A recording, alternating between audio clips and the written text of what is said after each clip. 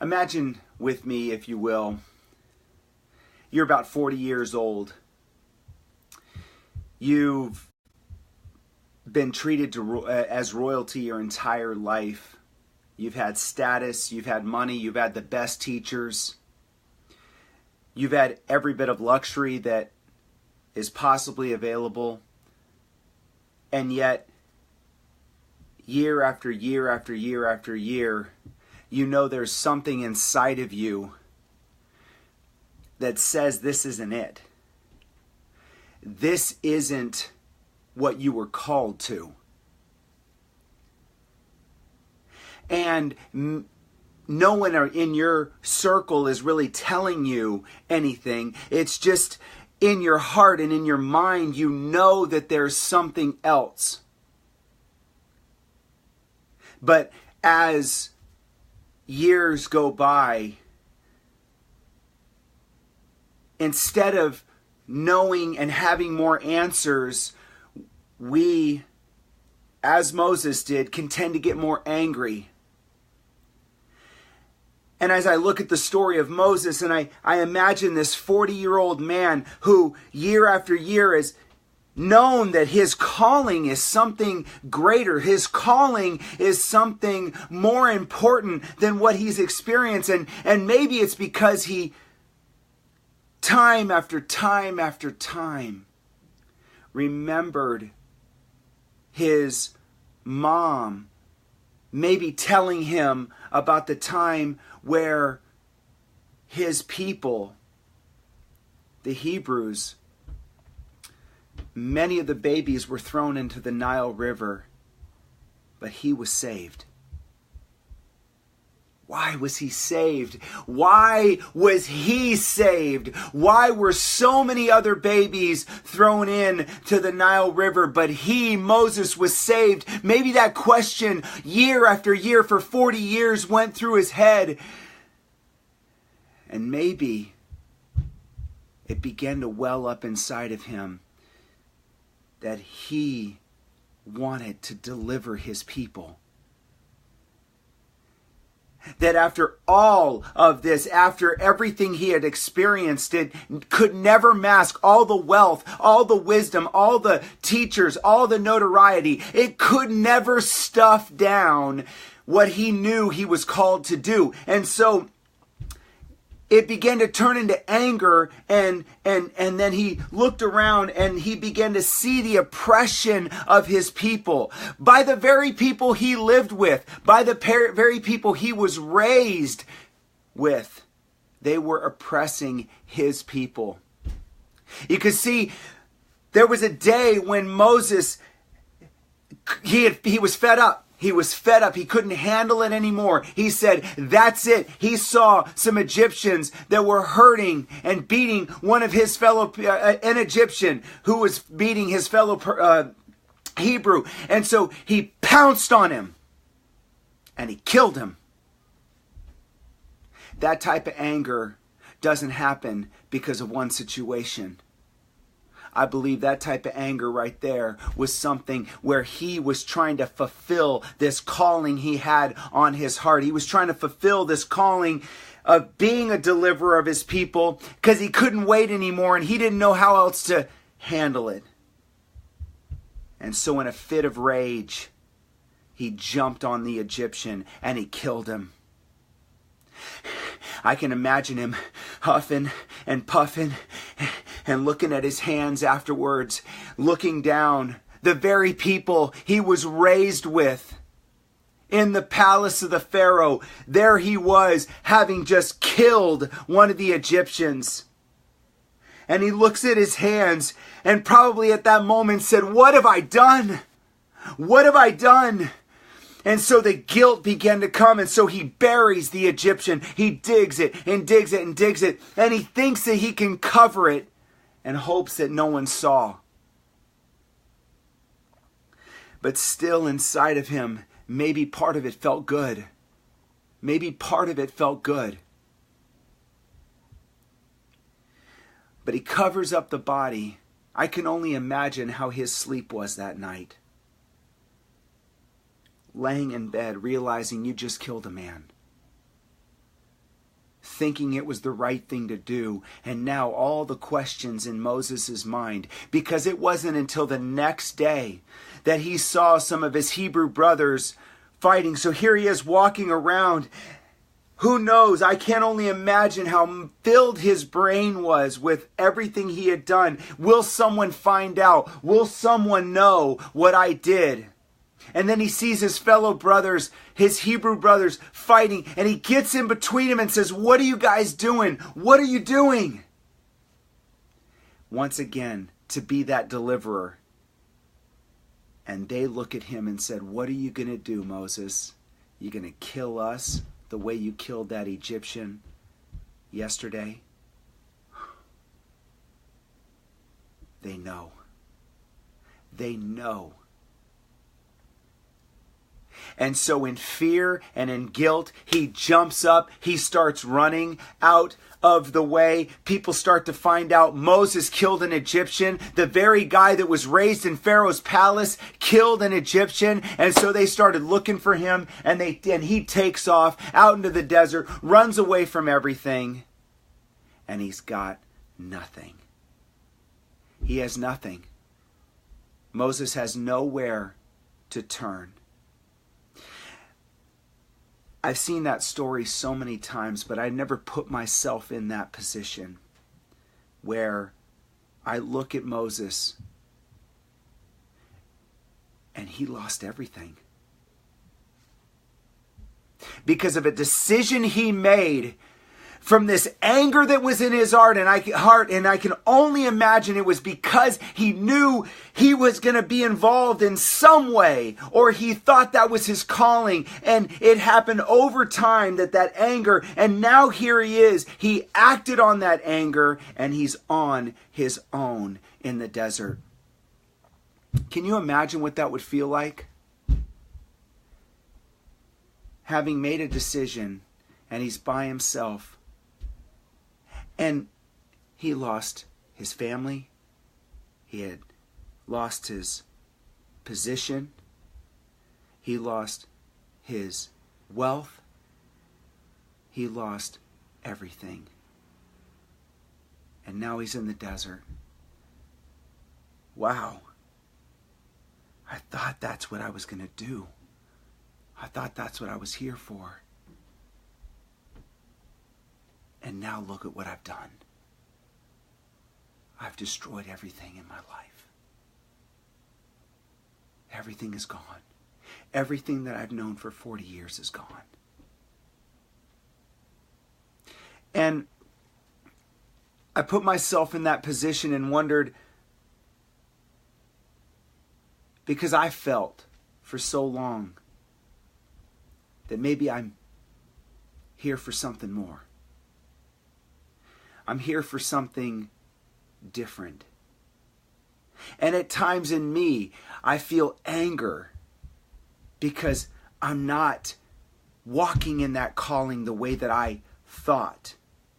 And then I can start looking around me and thinking why, and taking it out on people in my life, because I'm like, oh man, this calling, it's something inside of me. It's deeper than anything else I know. And I can't even get full clarity of it. Maybe like Moses. But Moses goes out into the desert and he's by himself. And he doesn't know where to turn. And I thought about it for a second. I thought, if God had shown himself to him within maybe a couple of days, couple of weeks, maybe a year or so, maybe that fire of that calling in Moses' heart would still be raging. And he would be like, yes, Lord, let's do this. Let's go down there and let's take these people out. Let's take those Egyptians out and let's go let's go get my people, our people out. But God didn't do it in the first year. And how many of us know that as time goes by, when we don't feel like we're walking in that calling and we feel like God forgot about us and God's never going to fulfill it, it's always going to be this unmet need. It's always going to be this unmet desire. year after year after year. He goes, he meets Jethro, his future father-in-law. He starts tending sheep. He starts getting adjusted to his new life. Yeah, it's not being the deliverer of his people, but it's comfortable. He does a good job. He does a good job with the shepherd, with the sheep as a shepherd. He gets a wife. They start, enjoying themselves. And he gets comfortable. Year after year after year after year. And over time, that calling and that fire goes smaller and smaller and smaller and smaller and smaller. Till 40 years goes by. Another 40 years. I'm sure every now and then maybe Moses, it came across his mind about his people back in Egypt, but at this point it was not much of a passion or desire. It's done and gone. That desire to be a deliverer, that anger that oppression caused him is long gone. Until the day that he saw the burning bush. The day he saw the burning bush would change his life forever. Because he couldn't help but be intrigued by this anomaly that this bush was burning, but it wasn't burning up. And so he said, I'm going to have to go see this thing. And so he goes over to see this burning bush, but before he gets there, God in the burning bush speaks to him and says, Moses, Moses, remove your sandals, for where you're standing is holy ground. And he has a conversation with God that he never expected. Because God begins to tell him that he is going to deliver God's people from the hands of the Egyptians. Now remember when I said earlier, if it had been maybe a couple of weeks or a year after he had fled Egypt, I'm sure that fire and that anger would have been right there to say, yes, God, let's do this. But 40 years had passed with probably fleeting thoughts here and there about it. And so much time had passed that God had to have a full-on confrontation with Moses. Because he told Moses, this is what you're going to do. I'm going to send you there to deliver my people. And Moses, excuse after excuse after excuse, trying to twist the story. Oh God, what if they ask you who you are? Who am I going to say you are? And God said, tell them I am who I am. I am who I am. Oh, but God, look! I got all I got is a stutter. Is a stutter. Who made man's mouth? God graciously rebutted every single argument, but it's because Moses still, at this point, no longer saw himself as a deliverer. He no longer identified with that calling. And had to be convinced. And God had to provide an answer to every one of his arguments until finally God said, enough. I will not have you argue back with me again. That's it. You are going.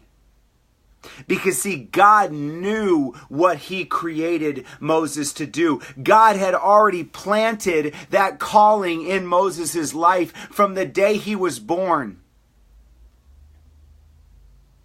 And Moses had to rediscover that calling. He had to rediscover the purpose that God had put on his life. And so he walks into Egypt with a staff and a stutter. He walks into the Pharaoh's cord with a staff and a stutter. And eventually delivers his people. Now, God did it. Because, see, God had a plan that he was going to use Moses to bring him glory. It wasn't to give Moses glory. It was to bring God glory. And so God empowered Moses with a staff and a stutter to bring plague upon plague upon plague of judgment against the Egyptians. Because, see, God wasn't just there to deliver his people. God was there to judge the ungodly Egypt. And God, when you study the plagues, actually, each plague was a direct smack in the face of the false gods of the Egyptians. Every single plague had some tie to a false god of the Egyptians. And God said, "Who's God now?" God showed ultimately that he has control over everything. And Moses needed to see that. Moses needed to see that he didn't need to go outside of God's will to walk in his calling. He could stay right in God's will and fully complete and fulfill God's calling on his life.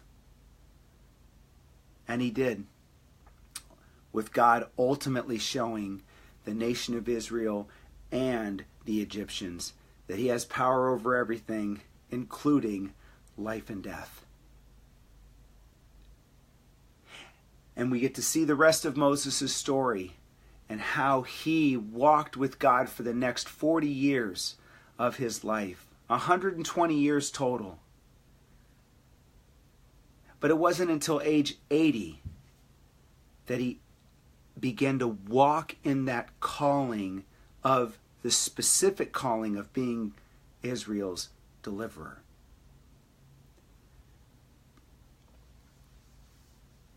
Maybe you're like me.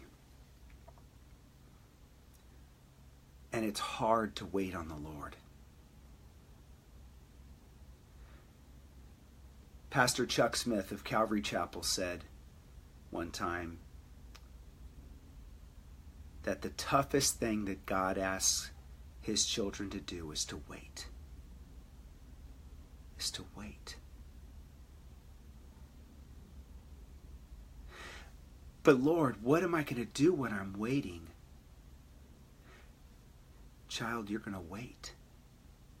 And you're going to be prepared. And you're going to wait. And you're going to learn. And you're going to wait. Oh, but God, I'm wasting time. Whose time is it, child? Is it your time or is it my time? But God, this calling, this burning in my heart, I got to do something with it. Don't you think I know it's there? Because I gave it to you. But Lord, I'm getting angry. It's okay. Bring that anger to me. Bring that anger to me. But God,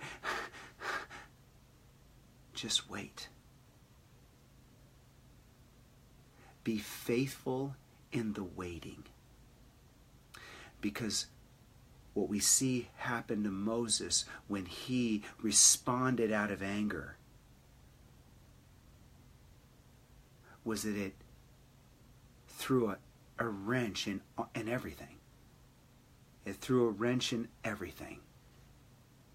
At least in his mind it did. Now, God's plan wasn't thwarted.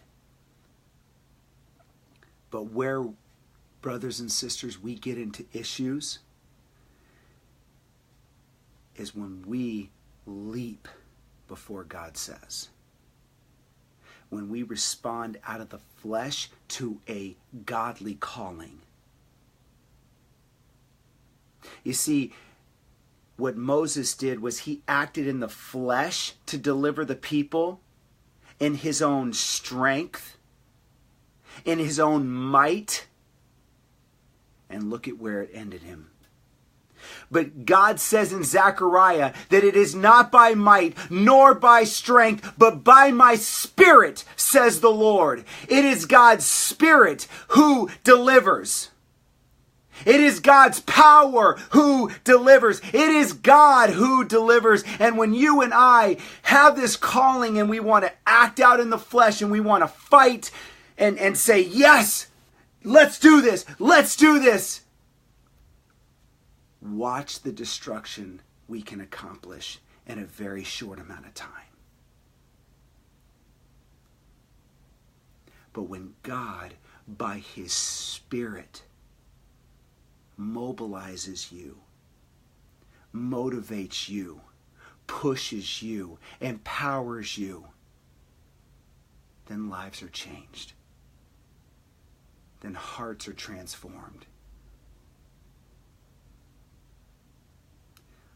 Brothers and sisters, let's take the example of Moses about that calling each one of us have. And I say this from a heart who has had many, many tears and anger and prayers and discussions with God in my car, in the backyard, on my knees in the bedroom, in the bathroom, in the shower. God, what are you doing?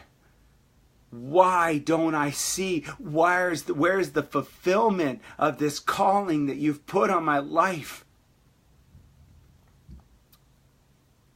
And I just tell you, like I hear from the Lord, that He says, wait. God encouraged me with Moses, and I hope I encouraged you tonight, that it's not going to be easy, but don't let that fire burn out.